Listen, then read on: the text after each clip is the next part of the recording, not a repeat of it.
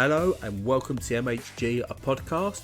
As usual, life can be a little bit miserable, life can be a little bit dark, so we're here to bring you as much light and as much joy as possible. As usual, I'm Bradley, and edited in at some point will be Stu. Hey, here I am, very briefly. Yeah, so we've had to record separately this week, so it will be a little bit disjointed, but hopefully still fun for you. Weird week of stuff going on this week, which we won't cover this week. Just know trans rights are human rights. Obviously, support with everyone affected there. It's horrible. Has been celebrities going out to quote unquote space, possibly, maybe, who knows? And other stuff is all going on, but it's a weird episode this week because of Easter. Not because like one of us has died and resurrected or anything like that, just that the times and been unable to get together and record. So I'm just going to chat a few games. Don't know what Stu's got. He'll edit that in a short while. So I will go through what I have. Up first is Akaya's Prophecy, which is, Stu's not going to like this one. It's a deck building roguelike type game that mixes Slay the Spire mechanics with stack lands, which produces an interesting game. And so what you have here is you have your usual card battles. So you build up a deck, you take on various enemies, and you have attack powers, defense powers, buffs, debuffs, all that kind of thing. It's pretty standard fare. You go through and you have these battles. But what you've also got to do is build up like a village, a town kind of thing using cards. So you'll get a card that gives you food. And then you mix that food with, say, a coke. You get like a coconut. You mix that with a stone, and you get coconut milk, because it's then the stone breaks open the coconut, and you get it in and obviously half a coconut, and it's drinkable and it provides food. What you need to do is provide food to an all-being god, and you do that by producing enough food and other things. So you can make a beehive to produce honey by putting getting a bee with some wood and some other bits, and you mix together and it produces a hive, which you then put your character card on, and that will then start to produce amounts of honey. And you get various upgrades by sort of like trading in these cards to get points, which you can then use to upgrade, upgrade what cards you can get, what blueprints you can get to build new things, increase your health of your character or villagers within the thing.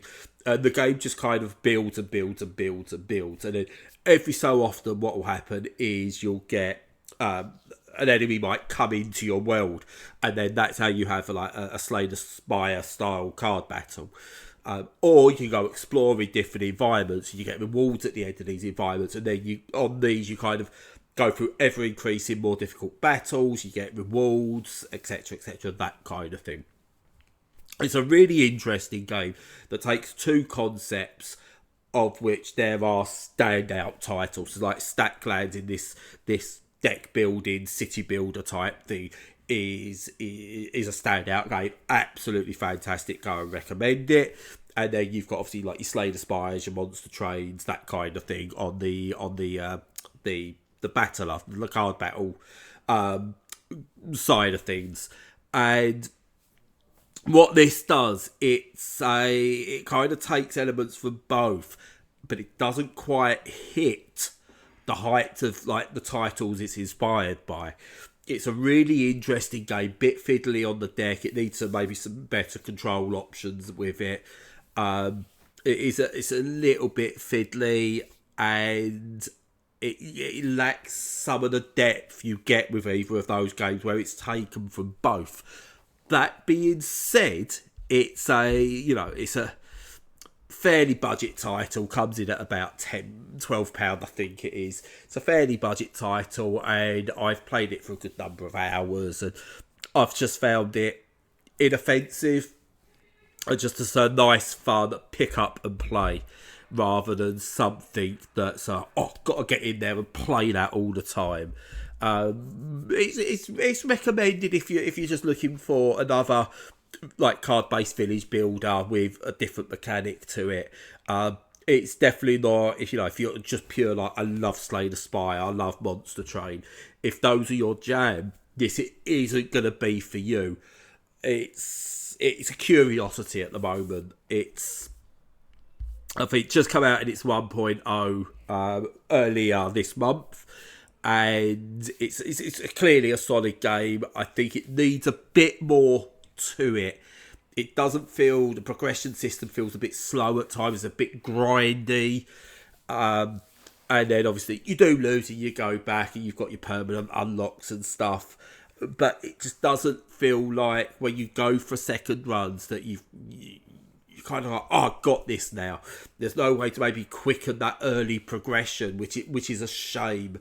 Blueprints are unlocked and you've learned things, but it just needs that something that just makes it stand out. And it does lack a little bit of that, but a good solid game. It's one that I think if you do enjoy the games, it's worth having in your system. Next up from me is Inhuman Resources, Illiteracy and Machination. Machination, still confirm whether that's correct or not. Yeah, I think you can say it either way, but I tend to say Machination. Now, this is a interactive visual novels type game where I suppose the best way to describe it is Severance, but in its own story, in its own world. So you work in a corporation, and while you're working in this corporation, you discover conspiracies and things like that. It's all done via wordplay. It's pretty much a visual novel in those type of things. So what you do is you're just basically reading a lot, and everything's like, it's kind of set in this world where the truth doesn't matter anymore. It's trying to kind of be satirical in a few ways, I think. And you get all these like cryptic things happening, and you've got to make sort of like choices, and the choices have an effect to them. The storyline, supposedly, I've only played through this once so far, supposedly is non-linear, so the idea is you'll be able to play it more and more. And you kind of like, you go through, you kind of meet new people, listen to stories.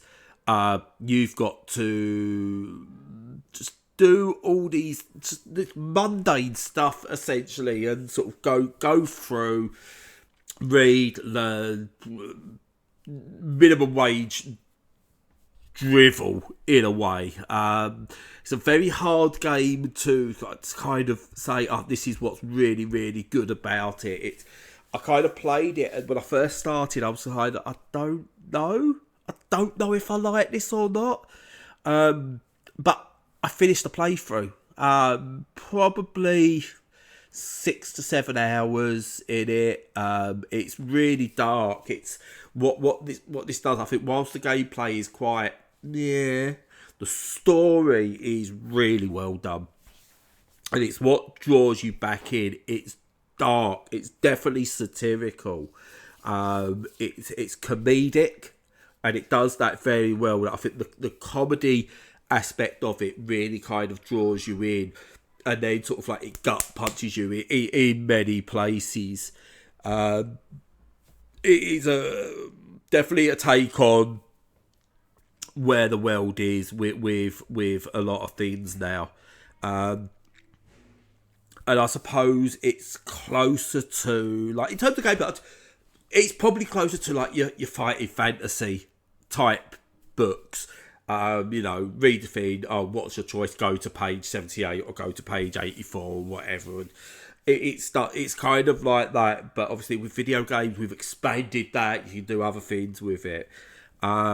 as I said, the writing in it is really good. I found myself aghast at times with the game, and I don't want to spoil too much because I think I said early, it's if you think Severance and then go down that route, it's like Severance is just, it's not Severance but in video game form. But it takes that workplace horror, that idea of corporate cleansing in a way, I suppose. It's clinic, the way corporations go, oh, look at us, we are wonderful without, but we all know they're evil inside. But what you've got, you work for a corporation that's kind of almost dropped the pretense. It's really sort of going like, where is our current world going? What are we going to go and do with that? And I said, basic reading, which I thought, oh God, I've made a mistake here going for this one personally. But for me, in the end, I was like, actually, no, I really, really, really like this. The story's interesting. It's not a gamey game, but that's fine. There's room for all of these. Highly recommended if you enjoyed the fighting fantasy books. Highly recommended if you like a bit of satire. Highly recommended if you've got a beef with corporations. So yeah, that's Inhuman Resources. Cheers. I'm going to leap in here with a very quick review of the game that I've been playing, which is Phantom Breaker Battlegrounds Ultimate. And this is a scrolling beat 'em up, very much in my wheelhouse. Played about 17 of them already this year. No, I'm just kidding, but I play a lot of them. And it is very much in the vein of Guardian Heroes. Now that's, obviously sincerely high praise of a scrolling beat 'em up, but it's got a lot of those traits in common. So you have your selection of characters. They're very cute and anime, so that's not really in the Guardian Hero style, which is more of a classic cartoon look. But this is in the cutesy style with large heads and all that kind of stuff.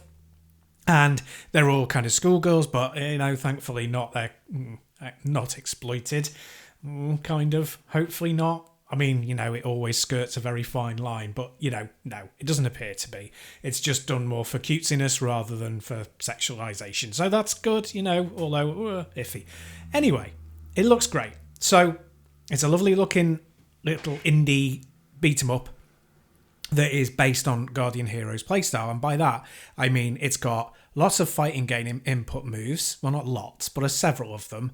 And you can fight on 2 tiers. So you can fight on, foreground or background of the screen, exactly like you can in Guardian Heroes. And that's been directly copied. I don't think that anyone would make any argument about that. And it makes it very different from most of the beat-em-ups that you play, which obviously you move around the whole of the playfield. And the reason that they're separated with a button is so that the up on the joystick or joypad or whatever on your keyboard can be used as part of the move set. And it obviously, because you've got that, instead of it just for movement, it's also for attack inputs. That means that you've got more freedom of attacks than you would have in a lot of these games without having to just assign lots of button combinations. And in this, jump and dash are on the controls, which is great. It's nice and fluid. It makes sense. It frees up the buttons to be assigned to like light attack, heavy attack, special attacks, things like that.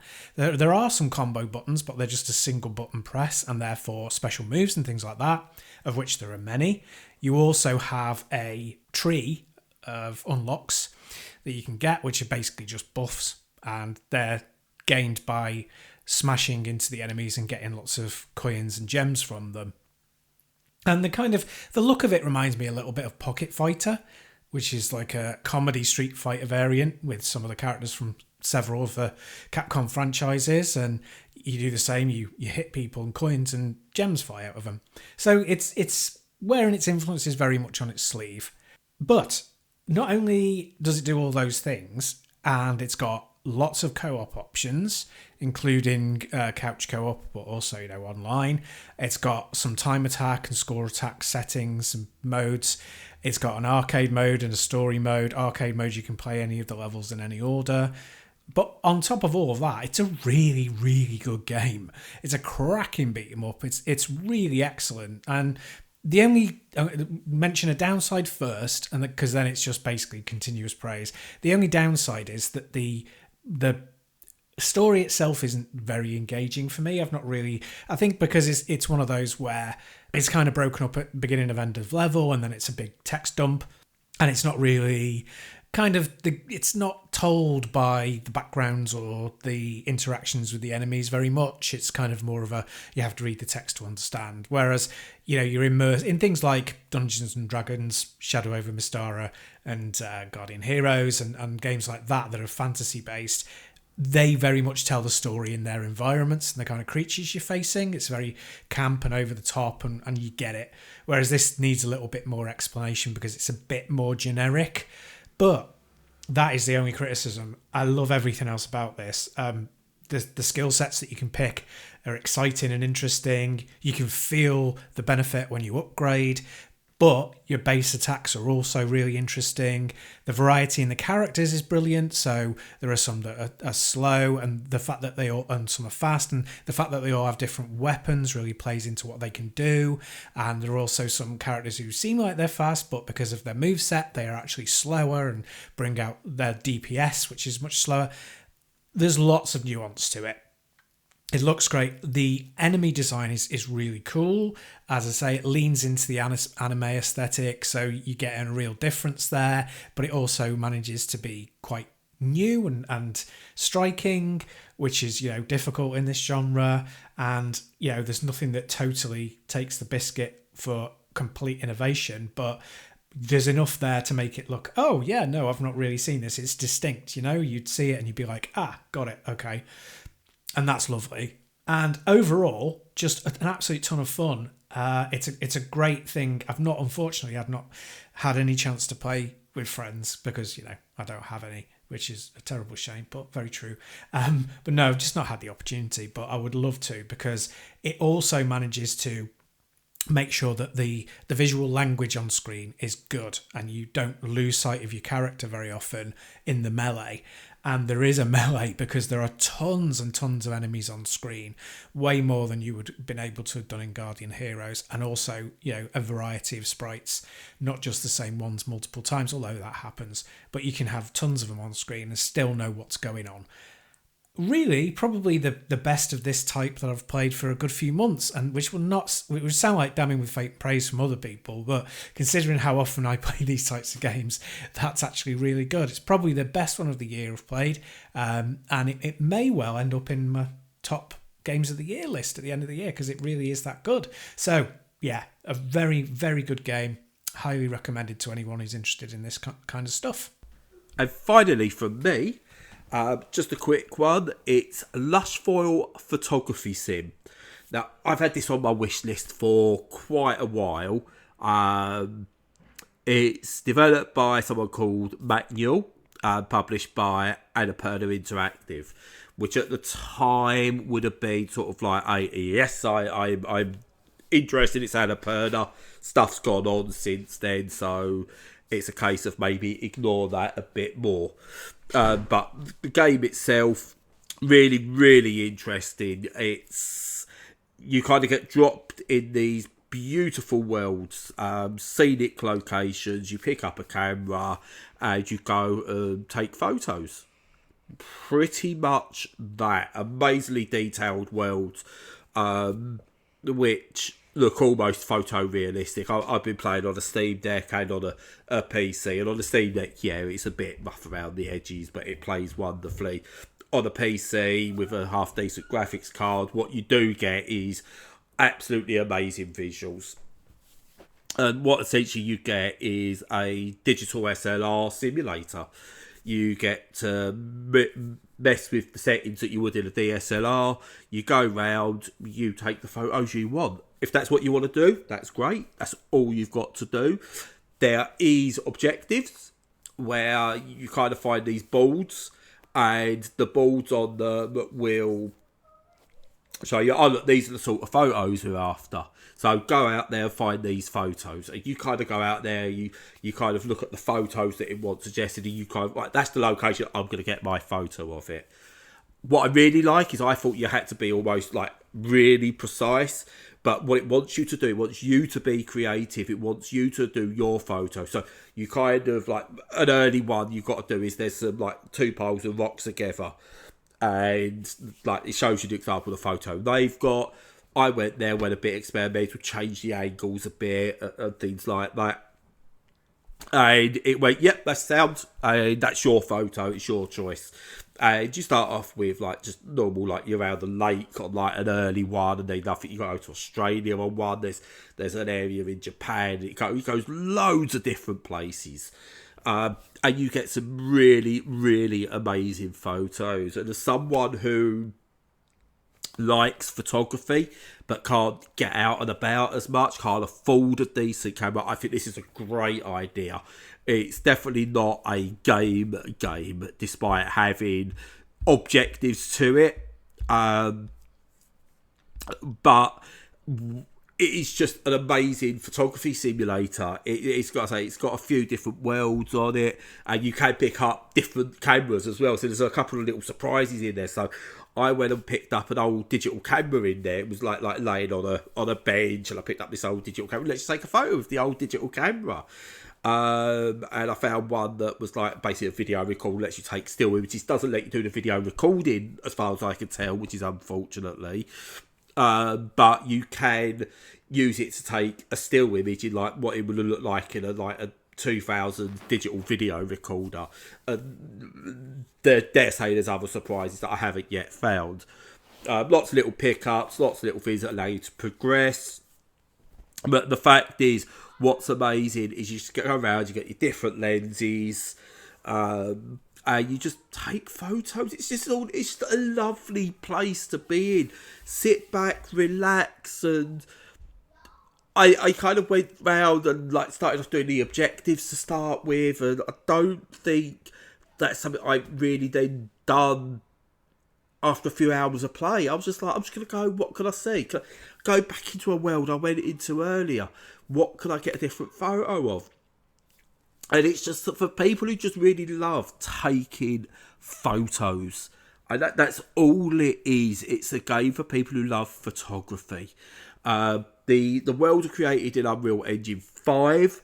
I'm playing, say, on a Steam Deck where it looks a little bit rough around the edges.